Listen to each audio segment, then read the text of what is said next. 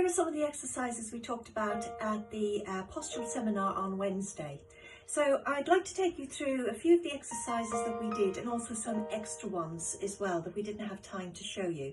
So using a nice sturdy chair, you're going to be seated towards the edge of your chair in a neutral position with your spine. Shoulders relaxed, back of the neck long, crown of the head lengthened to the ceiling, slight curve underneath the lumbar spine. And we're going to start with some diaphragmatic breathing. So I'd like you to place your hands on the outside of your ribs, and you're going to feel your diaphragm expand into your ribs as you breathe in through the nose. So let's do that together. So take a nice deep breath in through the nose and out through the mouth. So as you're breathing, you're feeling your diaphragm expand into your rib cage. And as you breathe out, you can feel it descend into your centering. So a little bit of support there for the lumbar spine connecting into your center. One more time, breath in through the nose and out through the mouth. And then we're just going to do some neck stretches to help alleviate any muscle strain around the top of the shoulders and into the neck. So place the hands underneath the chair, feel that long elongation through the spine, sitting nice and upright, feet flat on the floor. You're going to take a breath in, and as you breathe out, you're just going to let the head drop to the side, nice and gently, feeling that stretch through the neck into the muscles around the top of the shoulders, and then lift back up and let the head drop to the side. Back to center, and one more time, breathing out as you let the head drop to the side, breathing in as you come back, and finish off to the other side.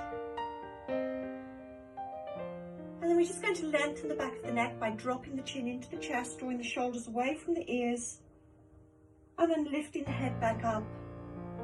And again, chin to chest, lengthen through the back of the neck, drawing those shoulders away, and then come back to center.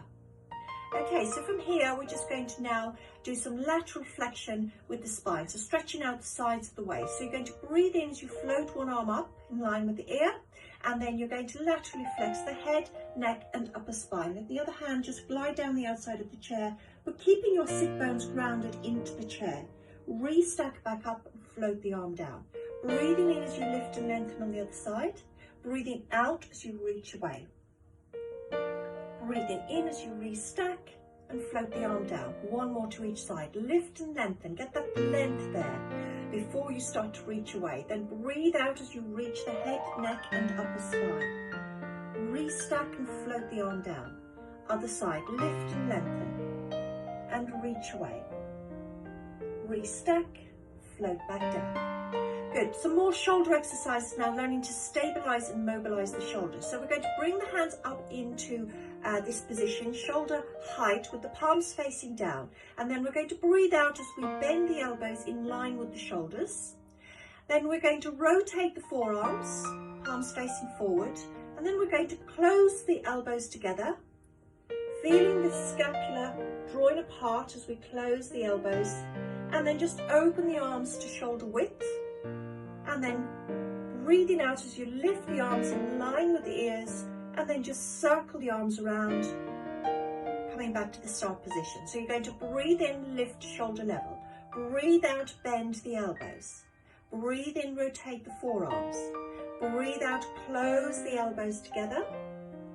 And then you're just going to take a deep breath in here to the rib cage. So a nice deep breath in through the nose, and a slow breath out through the mouth. You're going to open the arms to shoulder width, and then you're going to reach to the ceiling with the arms in line with the ears, but keep the shoulders away from the ears. And then you're going to circle them around, so full circumduction into the shoulder socket, and one more round. So breathing in, lift, breathing out, bend the elbows. Breathing in, rotate forearms. Close the elbows together. Take a breath in here. Breathe out. Open to shoulder width. Breathing in, lift in line with the ears. Breathing out, circle behind. Keep the shoulders nice and stable as you mobilize through the arms. And then come back to the start position. Good, so a bit more protraction and retraction now of the shoulder blades. So we're going to bring the hands up in front of the chest, and the palms are facing each other, shoulder width apart. You're going to take a breath in, and as you breathe out, you're going to reach away, leading with the little finger, feeling the scapula glide apart as you reach away with the arms. Then draw the arms back so the shoulder blades glide together, retracting the scapula. So breathing out, protracting, breathing in as you come back.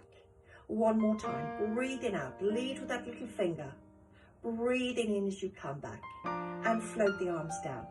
Next, we're going to do some rotation. So rotation through the thoracic spine, really important to keep everything mobilizing. So if we're stiff in the upper back, it can impact in the lower back.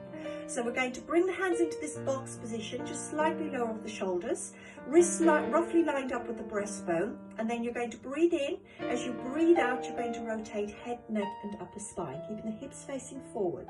Come back to center, rotate to the other side, hips facing forward, back to center. One more time, breathing out as we go away, breathing in as we come back, and one last time to this side.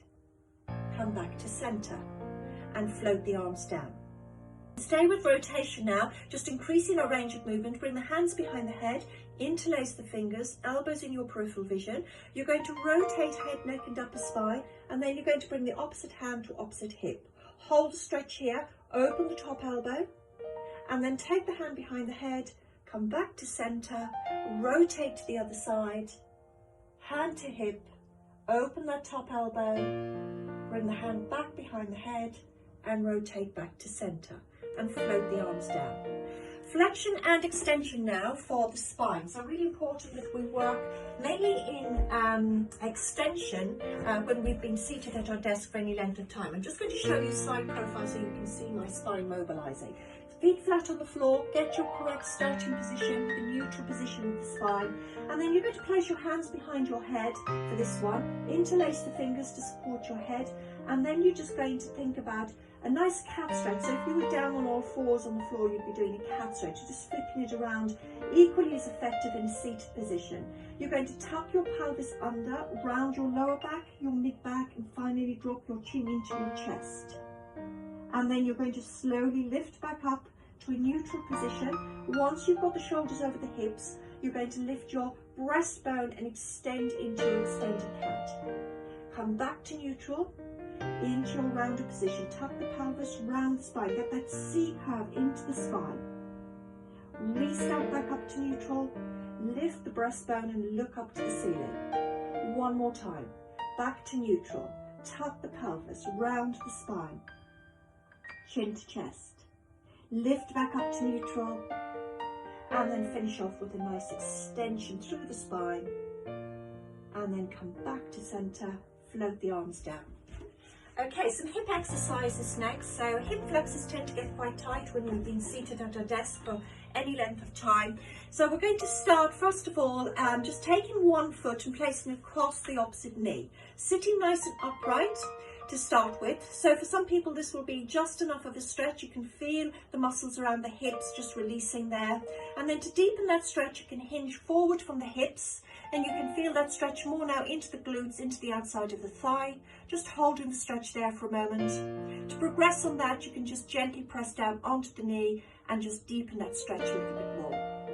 Just hold it there, maybe for one breath in and one breath out, and then hinge back from the hips, place the foot back on the floor, same on the other side. Just release the hip joint for a moment, just let those muscles work there, and then you're going to hinge forward to deepen that stretch, more into the glute now, into the leg, the outside of the thigh here, and then just gently press, very gently pressing on the knee just to deepen that stretch a little bit more.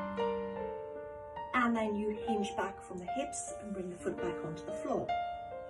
Hamstring stretches, calf stretches, some mobilization through the ankle joint. So again, just make sure you've got enough room in front of you to just take your leg, stretch it out in front of you, support it with your hands under behind your knee, and we're just going to point and flex the foot, articulating at the ankle joint, pointing and flexing.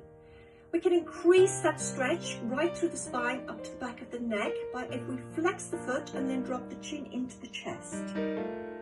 We point the foot and lift the head back up. We flex the foot and drop the chin to chest. We point and lift.